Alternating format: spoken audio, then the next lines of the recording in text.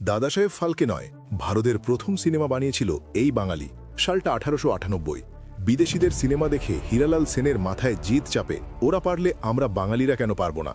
শুধু এই জেদের বসে প্রচুর ধারদেনা করে লন্ডন থেকে আনিয়ে ফেলেন এক বিশাল বায়োস্কোপ ক্যামেরা।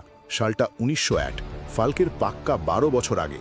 তখন কোনো সিনেমা স্টুডিও ছিল না, তাই থিয়েটারে চলা লাইভ নাটক আলিবাবার স্টেজের সামনে ক্যামেরা বসিয়ে জ্যান্ত অভিনয় রেকর্ড করে তিনি বানিয়ে ফেলেন ভারতের প্রথম সিনেমা।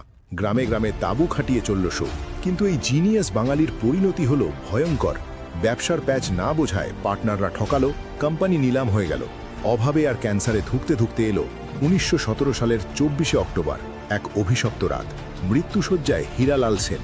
আর ঠিক সেই রাতেই তার গুদামে লাগা এক রাক্ষসী আগুন প্রথম সিনেমার সব রিল পুড়িয়ে ছাই করে দিল।